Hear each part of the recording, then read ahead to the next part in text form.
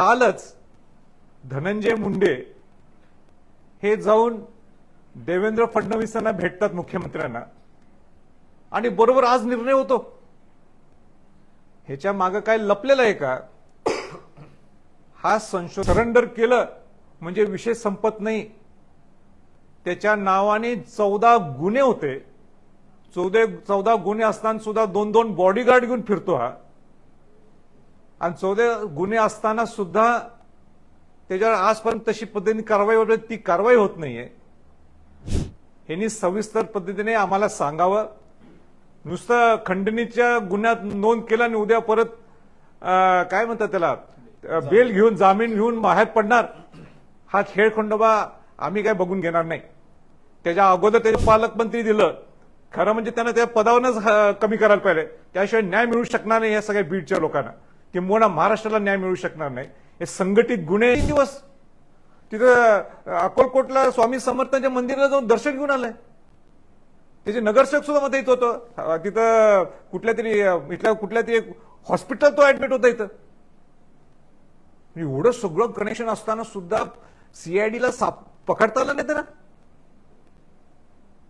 ह्याच्यामध्ये निश्चित काय ती दडलेलं आहे. ह्या सगळ्या गोष्टी बाहेर यायला पाहिजे. ह्याचं स्पष्टीकरण सरकारकडनं आम्ही अपेक्षित करतोय.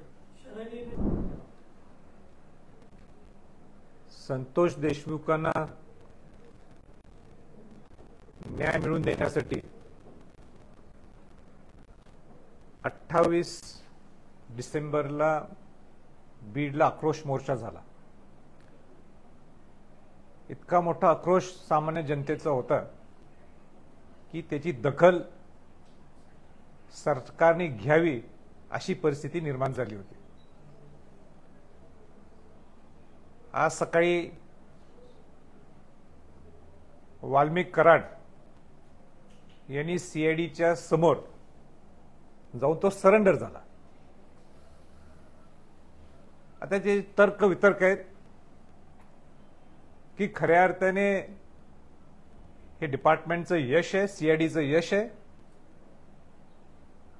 पण मला जर विचारलं तर निश्चित मी म्हणणार नाही की हे सीआयडीचं यश आहे. थोडंफार सरकारचं जे त्याच्यावर प्रेशर टाकलं होतं, त्यांच्या प्रॉपर्टीज सीज असतील, बँक अकाउंट सीज असतील, घरच्या लोकांची चौकशी असेल, आणि म्हणून एक मानसिक दबाव ह्या वाल्मिक कराडवर आल्यामुळे त्यांनी सुद्धा सरेंडर करण्याचा विचार केला असेल. पण 22 दिवस हा आरोपी पूर्ण बिनधास्तपणाने पूर्ण महाराष्ट्रात फिरतो. स्वामी समर्थ मंदिरात अक्कलकोटला जाऊन दर्शन घेतो. पुण्याच्या खासगी रुग्णालयात जाऊन भरती होतो. हे डिपार्टमेंटला हे कसं कळालं नाही, हा माझा सगळ्यांच्या वतीने सवाल आहे सरकारला. मला मुद्दाम जोडायचं नाहीये, पण तसे घटका क्रमांक आहेत की कालच धनंजय मुंडे हे जाऊन देवेंद्र फडणवीसांना भेटतात, मुख्यमंत्र्यांना, आणि बरोबर आज निर्णय होतो. ह्याच्या मागे काय लपलेलं आहे का? हा संशोधनाचा सुद्धा इन्व्हेस्टिगेशनचा भाग आहे. मी मुख्यमंत्र्यांना विनंती करू इच्छितो, हा खऱ्या अर्थाने जे 7 आरोपी आहेत त्यांचा हा म्होरक्या आहे. आणि म्हणून सरेंडर केलं म्हणजे विषय संपत नाही. त्याच्या नावाने 14 गुन्हे होते. 14 गुन्हे असताना सुद्धा 2-2 बॉडीगार्ड घेऊन फिरतो हा. आणि 14 गुन्हे असताना सुद्धा त्याच्यावर आजपर्यंत तशी पद्धतीने कारवाई वगैरे ती कारवाई होत नाहीये. आणि म्हणून ज्या पद्धतीने तुम्ही विधानसभेच्या पटलावर तुम्ही बोलला होता की ह्या सगळ्या आरोपींना मोकाल लावणार आम्ही, आणि म्हणून हे जे 7 आरोपी जे आहेत ज्यांच्यावर मोका तर लागणारच, पण हा त्यांचा म्होरक्या आहे. आणि म्होरक्या असल्यामुळे नुसतं खंडणीच्या गुन्ह्यावर तो अटक होऊन चालणार नाही, तर त्याच्यावर मोका सुद्धा लावणं तितकंच महत्वाचं आहे. ह्याच्यावर सुद्धा मुख्यमंत्री महोदय काय बोलणार आहेत ह्यांनी सविस्तर पद्धतीने आम्हाला सांगावं. नुसतं खंडणीच्या गुन्ह्यात नोंद केला आणि उद्या परत काय म्हणतात त्याला बेल घेऊन जामीन घेऊन बाहेर पडणार, हा खेळ खंडोबा आम्ही काय बघून घेणार नाही. त्याच्या अगोदर त्याच्या नावाने 14 गुन्हे आणि मोक्याच्या अंडर तुम्ही स्वतः बोलले विधानसभेच्या पटलावर. तुम्ही मोका त्याच्यावर कसा लावताय, तुम्ही खुनाचा गुन्हा त्याच्यावर कसा नोंद करताय, ह्याचं स्पष्टीकरण सरकारने मुख्यमंत्री गृहमंत्र्यांनी आमच्या पुढे द्यावं. त्याच्या पलीकडे मला हे सुद्धा जाऊन सांगायचंय की धनंजय मुंडेंना मंत्रिपद करू नये हे मी संतोष देशमुखांच्या घरी जाऊन ज्यावेळी त्यांना सांत्वन करायला गेलो होतो त्यावेळी मी बोललो होतो. परवा सुद्धा मी बीडमध्ये हेच त्याच्या पुढचा टप्पा मी बोलून दाखवला की जर का धनंजय मुंडेंना तुम्ही पालकमंत्री पद दिलं तर मला बीडचं पालकत्व घ्यावं लागेल असं मी सगळ्या जाहीर सभेत तिथं मी बोललो होतो. माजी मुख्यमंत्रींना परत एक विनंती आहे की त्यांना कुठल्याही परिस्थितीत तुम्ही जर पुढचं पालकमंत्री दिलं, खरं म्हणजे त्यांना त्या पदावरच कमी करायला पाहिजे, त्याशिवाय न्याय मिळू शकणार नाही या सगळ्या बीडच्या लोकांना, किंबहुना महाराष्ट्राला न्याय मिळू शकणार नाही. हे संघटित गुन्हे जे पद्धतीच्या पद्धतीने चालू आहेत हे कुठे थांबवायचं असेल तर त्या मंत्र्यांना सुद्धा धनंजय मुंडेंना सुद्धा मंत्रिपदावरनं खाली खेचणं आणि पालकमंत्री तर मुळीच न देणं या दृष्टिकोनातून तुम्ही सुद्धा भाष्य करणं गरजेचं आहे. मला त्याच्या पलीकडे जाऊन सुद्धा सांगायचं आहे की अजितदादा पवारांना सुद्धा मला विचारायचं आहे तुम्ही सुद्धा ह्या पूर्ण विषयावर एकदाही बोलला नाहीये. तुम्ही एकदाही भाष्य केलं नाही की संतोष देशमुख नुसतं तिथे जाऊन सांत्वन केलंय, पण तुम्ही निर्णय काय घेतलाय, तुम्ही त्या धनंजय मुंडेंना संरक्षण का देतात. सगळ्यात आज बीडमध्ये गेलं साधं कोणाला विचारलं की हा वाल्मिक कराड त्याला हा कोण आहे, हा ते सगळे सांगतील हा सगळ्या 7 जणांचा हा मोरक्या आहे आणि या मोरक्यांचा आश्रयदाय तर कोण आहे, हा धनंजय मुंडे. का तुम्ही प्रोटेक्शन देता, का संरक्षण द्यायला लागलं एवढं तुम्ही, मला आजही समजत नाहीये. म्हणून नुसतं तो सरेंडर झाला म्हणजे विषय संपला मुळीच नाहीये. उलट तर आता खरी जबाबदारी सरकारची वाढलेली आहे. ते सीडीआर सगळे काढायला पाहिजेत. कोणाशी चर्चा करत होता इथं 3 दिवस पुण्यात कसा राहिला आणि पोलीस डिपार्टमेंटला समजलं कसं नाही हा 3 दिवस पुण्यात आहे. किती मोठी इन्व्हेस्टिगेशन मध्ये फ्लॉ आहे. तुम्हाला समजत 3 दिवस इथं तो राहिले पुण्यात आणि माहित नाहीये. लास्ट लोकेशन पुण्यातलं तुम्ही सगळेजण सांगता. 2 नगरसेवक त्याच्यावर फिरायला लागलेत, त्यांच्यावर सुद्धा सहआरोपी गुन्हा नोंद करायला पाहिजेत. तुम्ही ते 2 नगरसेवक कशी सपोर्ट करत होते. बरं 22 दिवसांनंतर ह्याला सुचलं सरेंडर व्हायला. हा एवढा शुद्ध आणि सरळ आणि क्लिअर असला असता तर दुसऱ्या दिवशीच त्यांनी सरेंडर झाला असता. तो 22 दिवस लागले सरेंडर व्हायला. आज तिथलं लोकांचा आक्रोश पाहिल्यानंतर सरेंडर व्हायचं. तिथं तुमचे बँक सगळे खाते सगळे सीज केल्यामुळे तुम्ही सरेंडर व्हायचं. आणि म्हणून माझं मुख्यमंत्र्यांना विनंती आहे ह्याला मोका लावल्याशिवाय आम्ही काय गप्प बसणार नाही. तो तेवढाच 7 आरोपीच्या सारखाच हा तितकाच जबाबदार आणि तितकाच त्या गुन्ह्याच्या त्या म्हणजे मर्डरशी कनेक्टेड आहे.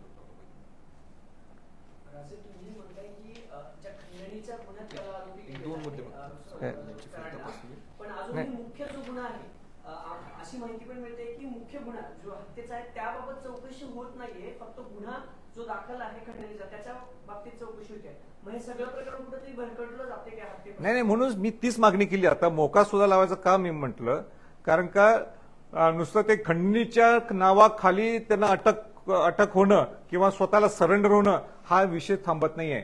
हा 7 जे आरोपी आहेत त्यातले जे 4 अटक आहेत 3 फरार आहेत अजून.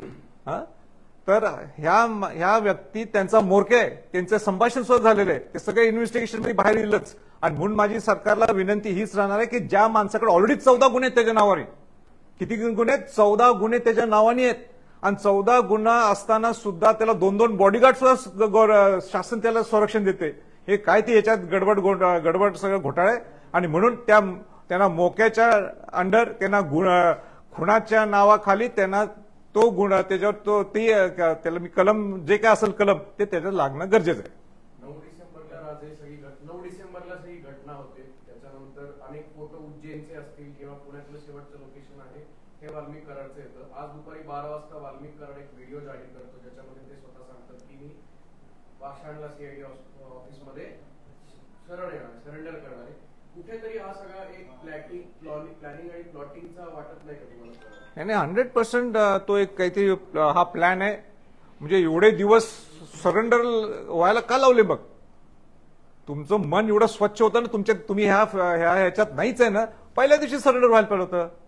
आज तुमच्यावर प्रेशर आलं. आणि माझा उलटा प्रश्न आहे, धनंजय मुंडेंची सुद्धा काल काय चर्चा झाली देवेंद्र फडणवीसांची ते आम्हाला माहित पाहिजे. काल बरोबर चर्चा आणि आज बरोबर सरेंडर. म्हणजे त्याचा तुम्ही क्रमांक जर बघितला तर हा प्रश्नचिन्ह येतो. एवढे दिवस मग का बसला होता?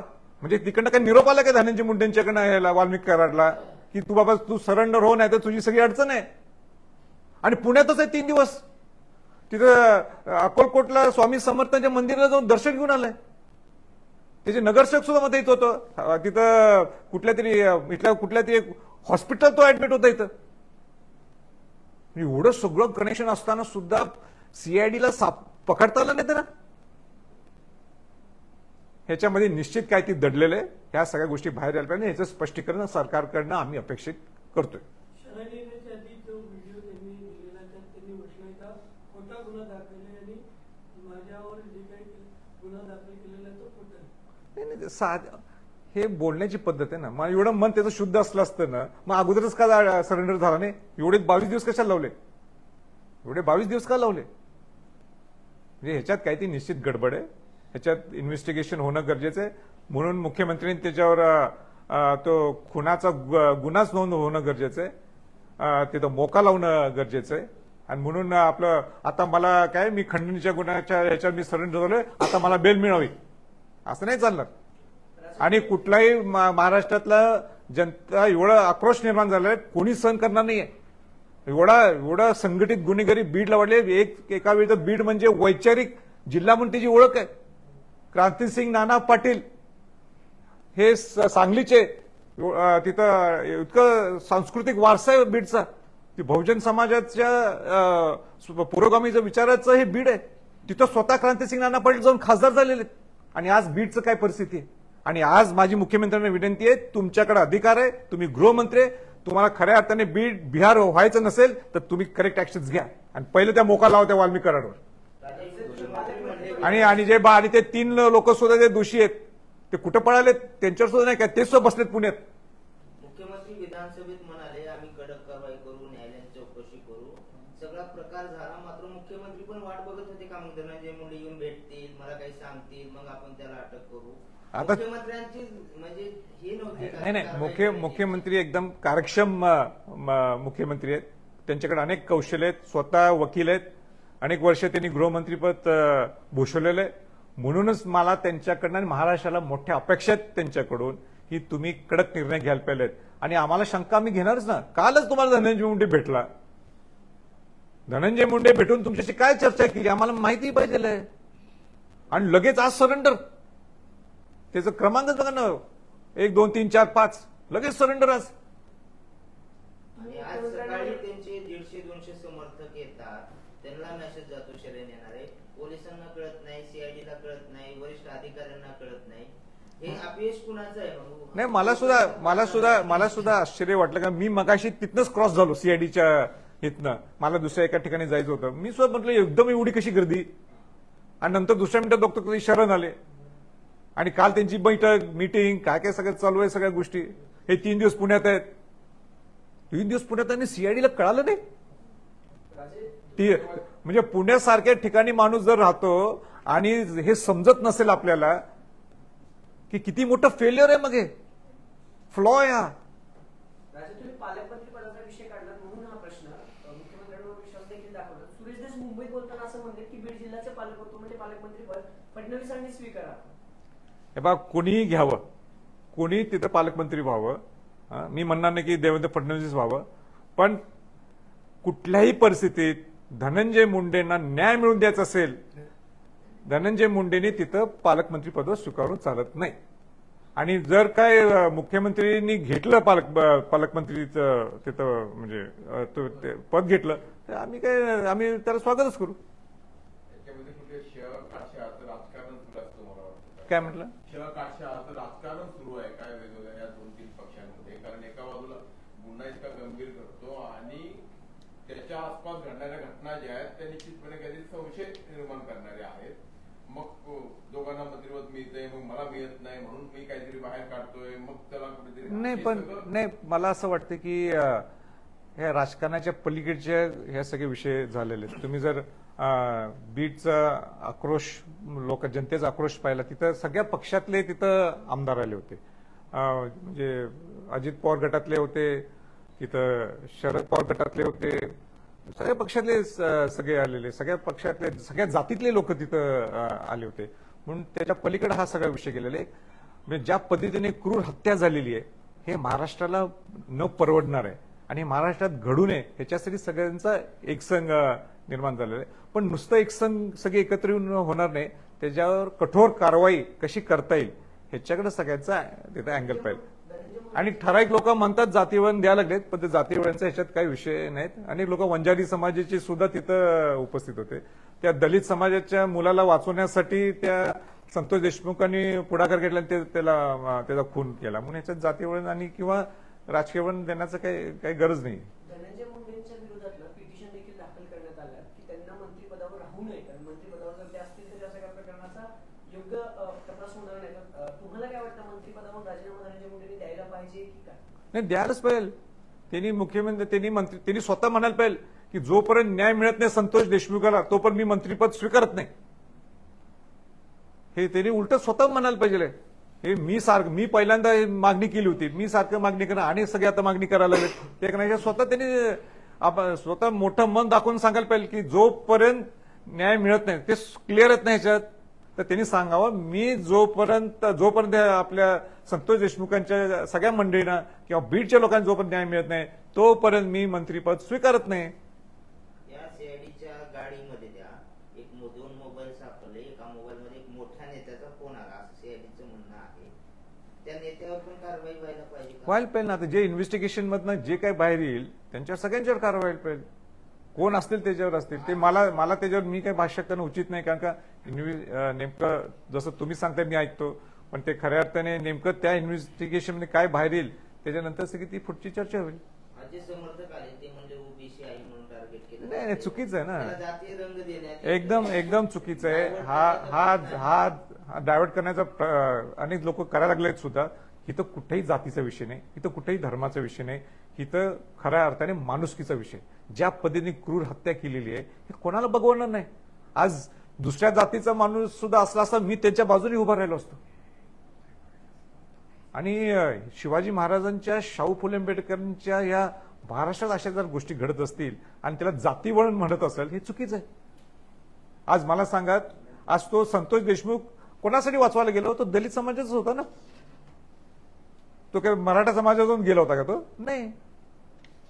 माणुसकीची हत्या केलेली आहे. अजून वाल्मिक कराड आहे, सोबत खंडणी घेणाऱ्या लोकांचा आका आहे असं काहीतरी म्हणतात सूर्यदेश. आणि त्यांचा म्हणजे त्यांचा जो पाठिंबा आहे ते धनंजय मुंडे नाही. त्यामुळे धनंजय मुंडे सुद्धा या सगळ्या चौकशीमध्ये त्यांची चौकशी व्हावा असं वाटतं. नाही, तो लांबचा टप्पा आहे. ते त्याच्यावर आपण आज काही भाष्य करू शकत नाही. सगळ्यात पहिलं महत्वाचं काय, मोरक्या कोण आहे? हा 7 या आरोपींचा मोरक्या हा वाल्मिक कराड आहे. हे सामान्यातल्या सामान्य माणूस सुद्धा सांगेल. त्याचा फोन सुद्धा झालेले, ते सुद्धा बाहेर येईलच. आणि म्हणून त्याच्यावर मोका लावणं गरजेचं आहे. हा, त्याचा आश्रयदाता कोण आहे या वाल्मिक कराडचा? ते धनंजय मुंडेच आहेत. आणि ते स्वतः धनंजय मुंडे मान्य करतात की हा माझा जवळच आहे. त्यांच्या अनेक व्यवहारात ते भागीदारी आहेत. त्याच्या पलीकडे मला जाऊन सांगायचंय की 2-3 व्यवहार की अनेक व्यवहारात त्यांना वटमुक्त्यार पत्र दिलेलं आहे वाल्मिक कराडाला. वटमुक्त्यार पत्र कोणाला दिलं जातं? जो खऱ्या अर्थाने विश्वासू आहे, जो जवळचा आहे, त्याच्याकडे धनंजय मुंडेंचं वटमुक्त्यार पत्र आहे. म्हणजे अशा सगळ्या गोष्टी आहेत ज्याच्यात त्यांचे कनेक्शन्स आहेत. आणि ह्या सगळ्या गोष्टी ओपन व्हायला पाहिजे. ओपन व्हायच्या असतील तर पहिल्यांदा ह्या मोडक्याला ज्यांनी ह्या केस जर तुम्ही सगळं जर बघितलं असेल. बरं, मला एक सांगा, वाल्मिक कराडचं नाव मुख्यमंत्र्यांनी का घेतलं? विधानसभेच्या पटलावर घेतलं ना. आणि त्याला लिंक करून बोलले ना मुख्यमंत्री की हे 7 जणांनी मर्डर केलेलं आहे आणि त्याच्या बरोबर खंडणीचा गुन्हा त्या वाल्मिक कराडावर टाकलेला आहे. ही लिंक ठेवूनच बोलले ना. मुख्यमंत्री स्वतःच मान्य करतात की हे लिंकेज आहे. आणि ते म्हणूनच म्हटले ना मोका लावणार ह्या सगळ्या आरोपींना, लावून टाका मग मोका, हीच मागणी आहे. एवढा प्लॅन करेपर्यंत मुख्यमंत्र्यांनी का ऍक्शन घेतली नाही? आता तेच आज पहिल्यांदा माझी सुरुवातच मी केली. 22 दिवस हा माणूस सापडत नाही. 22 दिवसानंतर त्यातले शेवटचे 3-4 दिवस हा पुण्यात आहे आणि सीआयडीला कळत नाही की तो पुण्यात आहे. तो डायरेक्ट ओपनली तिथं दर्शनाला जाऊन येतो स्वामी समर्थ मंदिरात अक्कलकोटला. इथल्या हॉस्पिटलला ऍडमिट आहे. हॉस्पिटलचे जे प्रमुख लोक आहेत त्यांनी सुद्धा काय सांगितलं नाही की हा इथला एवढा मोठा आरोपी ज्याच्या पूर्ण वॉन्टेड आहे तो महाराष्ट्राला, तो इथं आमच्याकडे ऍडमिट आहे. त्याच्याजवळ 2 नगरसेवक आहेत, त्यांनी काय सांगितलं नाही. आणि सगळ्यात महत्वाचं 22 दिवस का लागलेला सरेंडर व्हायला. आणि काल ह्यांची जी भेट झाली देवेंद्र फडणवीसांची आणि धनंजय मुंडेंची, या भेटीत काय झालं हे आम्हाला सामान्य जनतेला आम्हाला माहित पाहिजे. आणि अजित पवारांना सुद्धा मला विचारायचं की तुम्ही नुसतं सांत्वन करून आला असं नाही चालणार. तुमच्या पक्षातला तो आमदार आहे, त्याचा तो त्या 7 जणांचा आरोपी जे कोण आहे त्याचा मोरक्या हाय वाल्मिक कराड, आणि वाल्मिक कराडचा जिवलग मित्र म्हणजे धनंजय मुंडे. मग अजित पवार नेहमी बोलणारे परखड बोलतात, आज का बोलत नाहीत या विषयावर? त्यांनी सुद्धा स्पष्टीकरण द्यायला पाहिजे. नेहमी मीडियाच्या समोर परखड बोलणारी व्यक्तिमत्व आहे अजितदादांचं. आपल्या सोयीनुसार वागून चालणार नाही सगळ्यांना. राज्यपालांना तुम्ही स्वतः पत्र लिहिलं होतं, तुम्ही जी मागणी करताय मोका कारवाईची नाही इतर ज्या मागण्या आहेत त्या संदर्भात तुम्ही मुख्यमंत्र्यांची भेट घेणार आहात का? कारण या सगळ्या प्रकरणामध्ये तुम्ही देखील पहिल्या दिवसापासून लक्ष ठेवलं, मुख्यमंत्र्यांनी अनेक स्टेटमेंट दिले विधानसभेत ऑन रेकॉर्ड भाषणात, पण या प्रकरणी तुम्ही मुख्यमंत्र्यांची भेट घेऊन नाही, निश्चित घेणार आहे मी, लवकरच घेणार आहे. पण त्याचबरोबर राज्यपालांची सुद्धा मी भेट घेणार आहे. कारण का हे सगळं जे अस्थिर वातावरण महाराष्ट्रात निर्माण झालेलं आहे त्यांनी सुद्धा याच्यात लक्ष घालायला पाहिजे. ते राज्याचे प्रमुख आहेत.